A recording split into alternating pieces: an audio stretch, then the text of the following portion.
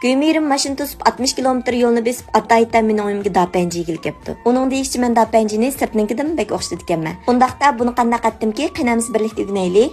Avval yangi to'xidan birini videoda ko'rsatgan bo'yicha sal cho'ng'aroq qilib to'g'rib olamiz. To'xi go'shidagi qon qilqatlarni chiqarib yetish uchun suvoq silib bir qaynatib ko'pikchilarini pakiz elib etamiz. Undan keyin to'xini suzib elib olamiz. Diqqat qildigan ishlar bek uzun pishirib yetishga bo'lmaydi. Faqat ko'pikchilarini chiqarib ham elib olsak bo'ldi.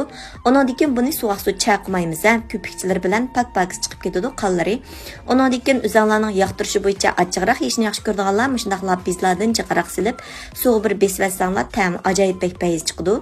Bunun yeterlik saylarni dimsami ko'rib bilib oldinglar qachon yangi qizillar, ko'klazlarni bekmi cho'ng emas, bekmi kichik emas qilib to'g'rab tayyorlab olamiz. Endi qozon muvofiq miqdorda may qo'yib, yarim cho'mich atrofida shakar silib, tekshi elashtirib olamiz. Shakar erib, mushta ustiga chiqqan amatlam to'xini silib, bir ishga qo'rvasak rangi intayin chiroyli qizirdi. Undan keyin zanjivil, lapiza, kauchindimi 5-6 tal silib, bir ishga qo'rvatgandan keyin cho'ng stamning dapanji tetib tutdim bir bo'loq silib etamiz. Mushu dapanji yasam ta'minni rangini yaxshi qaramayotma degan xonim qizlarimiz bir ishlatib sanab baqsanglar bo'ldi.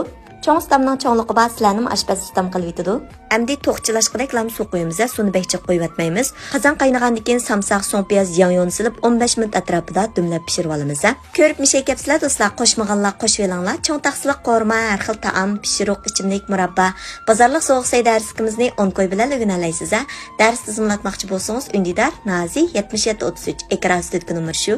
Yangi pishqandan keyin ko'ksaylardan silib bir shikilashtirib lam taqsiga olsak bo'ldi. Ko'rib turganinglardek ta'miga, rangi kep ketmaydigan ajoyib yeyishlik bo'lgan dapanjirimiz tayyor bo'ldi.